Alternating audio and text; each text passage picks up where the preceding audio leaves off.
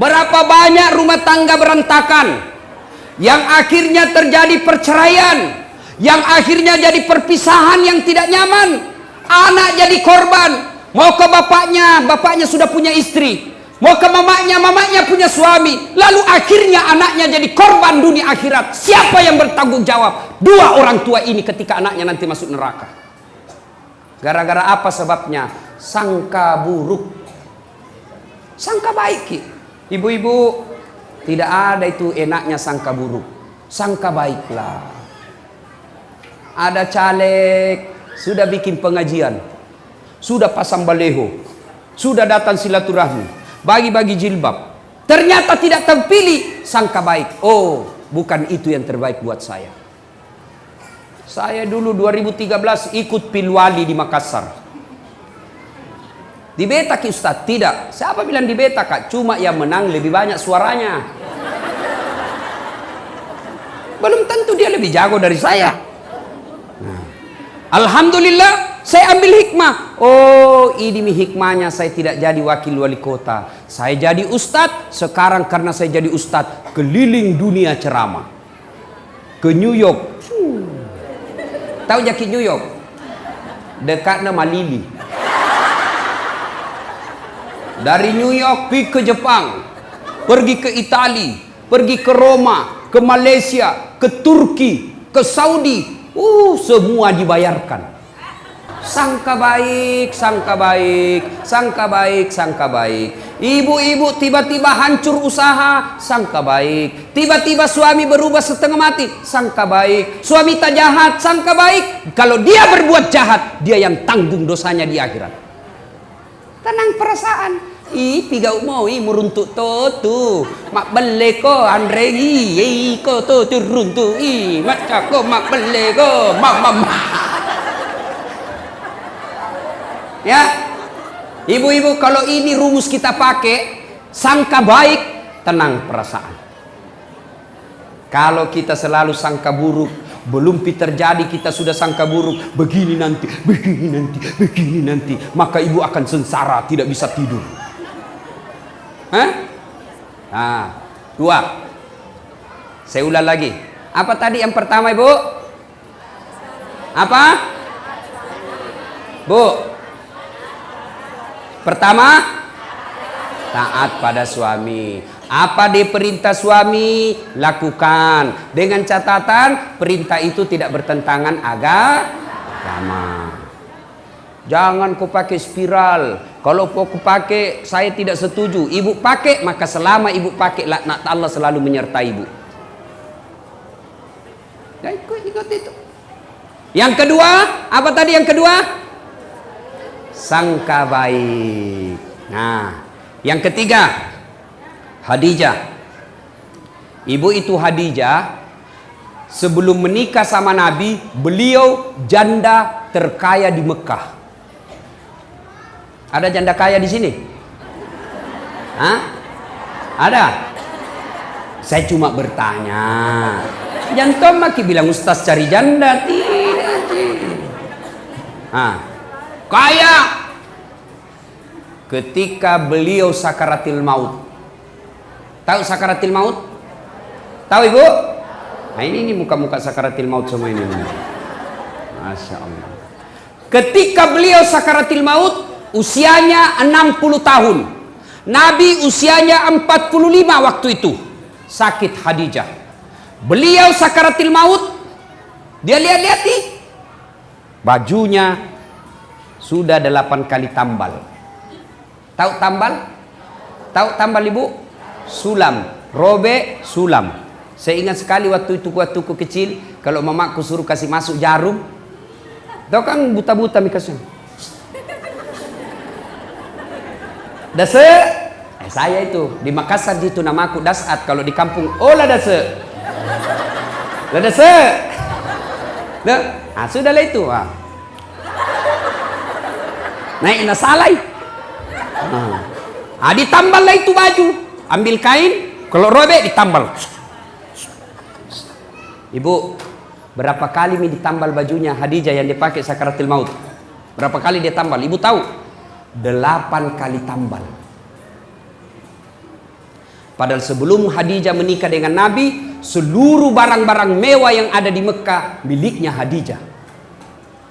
Coba, bangsawan, kaya, disegani, tapi ketika sakaratil maut, baju yang dia pakai, baju lusuh, kot kumal, 8 kali tambal. Dan ibu tahu yang ke-8 kali tambalnya 1 sampai 7 menambalnya pakai kain. Tapi pada tambalan yang ke-8 bukan pakai kain, tapi pelepah daun kurma. Kenapa? Habis kainnya Nabi.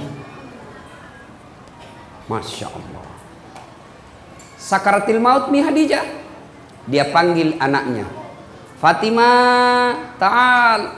Anakku, sini kau dulu nak. Iya mui. Tolong saya kau mintakan ngak serbannya bapakmu. Ada itu serbannya bapakmu, selalu dia pakai terima wahyu. Selalu dia pakai terima ayat-ayat Quran. Tolong mintakan saya sama bapakmu, kasihan. Saya mau pakai kain ini, kain serbannya bapakmu sebagai kain kafan. Mudah-mudahan kain kafanku menghilangkan saya dari azab kubur. Saya takut akan siksa kubur. Mudah-mudahan serbannya bapakmu yang selalu dipakai terima wahyu bisa meringankan beban azab kubur. Dengar ibu. Halo ibu. Nabi bilang Fatimah, ibu jangan saya minta. Kita minta sama bapakku. Masya Allah. Nabi bilang anak-anak, magana iya. Ini bawa nendok milokam boku. Kenapa saya? Ibu aja yang minta sama suaminya. Dengar jawabannya Khadijah. Dengar jawaban Khadijah. Saya malu minta sama bapakmu. Masya Allah. Habis hartanya Khadijah untuk bantu dakwanya Nabi. Tapi minta serban, malu sama suaminya. Malu. Kira-kira ada istri di sini malu minta sama suaminya? Woi, ada? Ada ini. Ada, jangankan minta, nak curi. Sudah dah simpan baik-baik suaminya, nak dapat semua. Ini banyak sekarang perempuan pintar cari duit. Sudah disembunyi, masih nak dapat. Ada lawannya kasihan honor, pegawai honor. Gaji kan semua langsung ke istrinya. Tiba-tiba dikasih uang sama Pak Wakil Bupati. Ibu Nur Aini bilang, ibu Anik bilang, ini dari Pak Wakil, ya, pegawai honor kasihan. Wih gembira. Nah bilang ini rezekiku, karena bukan gajiku, bukan uang istriku. Nah simpanlah ituannya, nah lipat-lipat. Baru nak kasih masuk kantong plastik. Baru naik kak benang. Toh, mau nak simpan di bawah tempat tidur. Nah dapat inilah comok. Akhirnya apa? Di bawah karpetnya tempat tidur nak simpan. Istrinya kasih bersih kamar, sapu. Hi, ada kompe-kompe. Diikat benang, nah buka, hi, uang. Langsung berteriak sama suaminya, Pak, uang apa ini? Yang mana? Ini yang di bawah karpet. Nah bilang suaminya, uang sial. Maksudnya apa? Batin aku sembunyi, udah apa ji?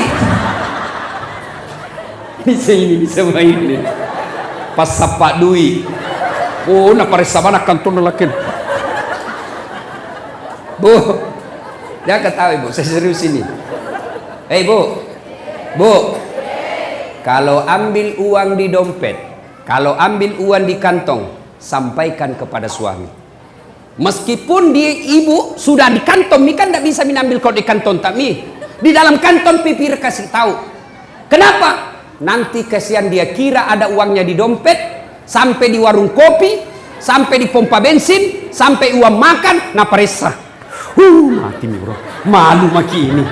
Lah como sih, perbuatan sih lah como ibu. Jelas? Itulah sebabnya ibu tidak boleh ibu ambil tanpa izin suami. Kenapa? Karena itu pasti ada tujuannya. Mengelola keuangan rumah tangga itu ada materinya, ada manajemennya. Gajinya suami, ambil suami 100% oleh istri. Tapi penghasilan-penghasilan lain itu uang suami namanya. Untuk apa? Karena kadangkala ada kejadian darurat yang tidak disangka-sangka sehingga butuh uang, nah itulah simpanannya suami.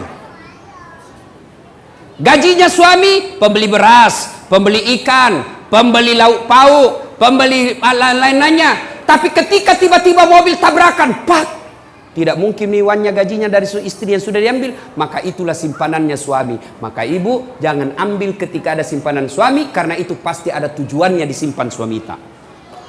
Jelas ibu? Jelas? Salatullah, salamullah ala toha rasulillah. Salatullah, salamullah ala yasin habibillah.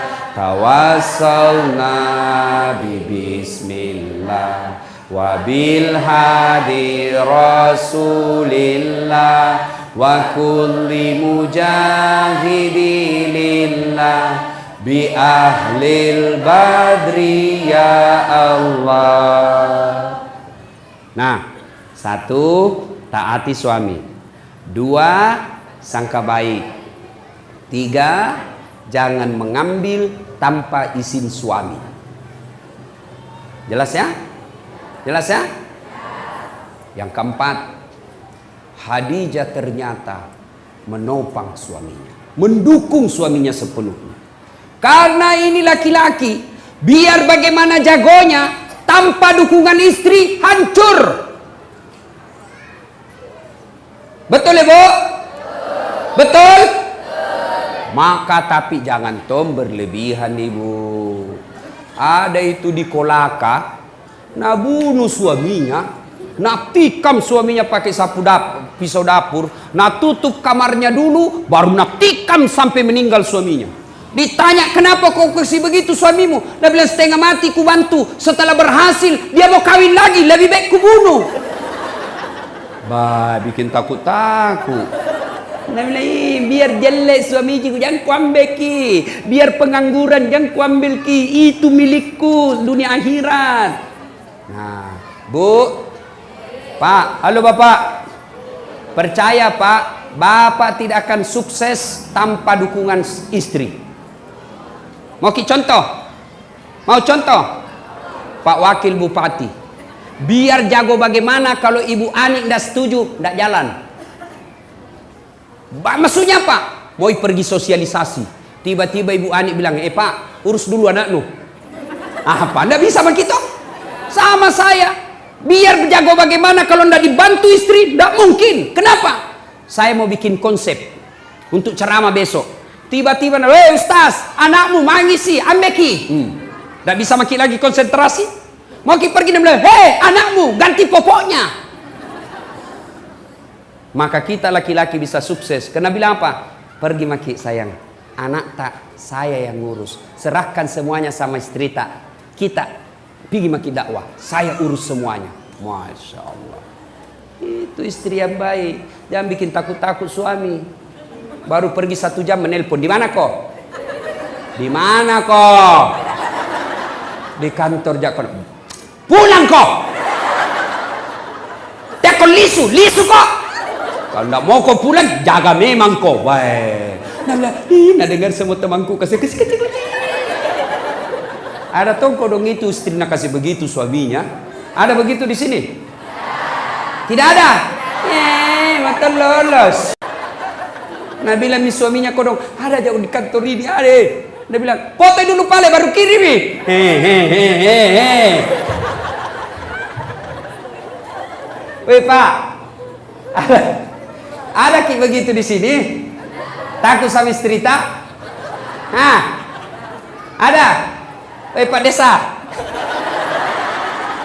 takut ki sama istri tak? Berhenti jadi laki-laki. Apa mau takut sama istri? Nah kita lamar nih, dibikin ngangi rumah, dibelikan mobil, semua cicilannya kita bayar nih. Baru mau kita takut sama dia, bagaimana ceritanya? Marah Ustaz, nah banting itu pintu, banting tongi pintumu. Nah pecahkangi piring Ustaz, pecahkangi satu lusin. Piring bisa dibeli, tapi harga diri tidak boleh diinjak-injak. Allahu Akbar.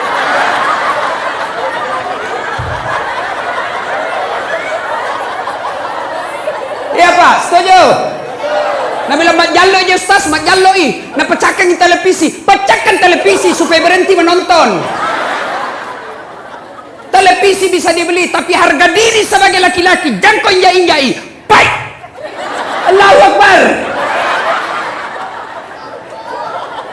Nah bilang orang, jadi Ustaz tidak takut sama istri? Aku bilang, apalah aku takut sama istriku, cuma istriku lebih berani dari saya.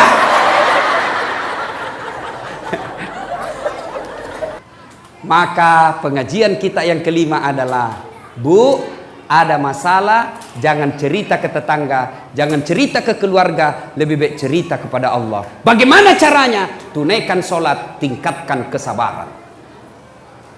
Sayang 1000 sayang, ibu-ibu sekarang ada masalahnya pergi tetangga. Suamiku itu deh jeleknya, pelit, maseke, sudah kalau tidur ngorok. Ini makin tua makin bau kalepaknya. Tidak aku tahu itu suami. Masa suami tak kasih jelek-jelek begitu sama tetangga? Coba, itu suamiku pelit sekali, nak pegang uangnya, nak kasih sama sekali. Kalau datang tidak pernah tong senyum-senyum. Masa rahasia rumah tangga kita ceritakan? Maka istri seperti ini tidak akan mendapat kasih sayang dari Allah Subhanahu Wa Taala. Jangan heran kalau ibu selalu cerita kejelekan orang, ibu cerita kejelekan rumah tangga, dia umbar semua aib rumah tangga, maka hidupnya, hatinya tidak akan pernah dapat ketentraman. Kenapa? Karena Allah jauh menjauhkan dia dari rahmatnya. Kau suka cerita kejelekan-kejelekan rumah tanggamu, maka Allah tidak akan senang kepada kamu. Allah tidak senang kepadamu, maka jangan heran hidupmu tidak bisa tenang hatinya. Jelas? Maka kalau ada masalah, ibu ambil wudhu, ambil sajadah, ambil kudung, ngadu kepada Allah dalam solat, namanya solat hajat. Minta maki kepada Allah. Ya Allah, saya tidak sangka suamiku begini. Saya tidak senang suamiku begini ya Allah. Tapi inilah jodohku ya Allah. Engkau yang menentukan jodohku. Saya tidak senang laki-laki seperti ini. Tapi Engkau berikan saya seperti ini. Maka berikan saya kesabaran ya Allah. Kuatkan hatiku. Tingkatkan kesabaranku ya Allah. Agar ini bisa kulalui secepatnya. Ini tidak. Ada masalahnya ambil Facebook. Update status. Tidak kusangka kau begitu. Andai ku tahu kau begitu, saya tidak terima lamaranmu. Pret. Ini kan banyak begini. Apalagi, coba ku tahu begini tidak mau kawin sama kau. Apalagi tidak mau naduami anakmu. Jelas? Ibu-ibu, ada di sini rumah tangga tidak ada masalahnya? Ada? Ada? Tidak ada orang tidak ada masalahnya. Cicilan belum lunas, anak tidak dapat kerja, suami makin kajili-jili, motongi cantik istri, motongi mulus muka, penuh dengan masalah. Maka masalah itu bukan masalah. Masalah kita adalah bagaimana mengatasi masalah. Mengatasi masalah tanpa masalah. Weh, ini warna pegadaian ibu-ibu ini. Bu, ada masalah tak ngaduki kepada Allah. Dalam cara apa Ustaz? Tingkatkan kesabaran, tunaikan sholat dengan sebaik-baiknya, perbaiki 5 waktu, tambah sholat-sholat sunnah, terutama sholat hajat di malam hari. Allah janji, ud'uni astajib lakum. Minta kau kepadaku, pasti saya kabulkan. Itu janji Allah. Salatullah, salamullah ala toha rasulillah. Salatullah salamullah ala yasin habibillah. Tawassalna bismillah wa bil hadi rasulillah wa kulli mujahidilillah bi ahlil badriyah.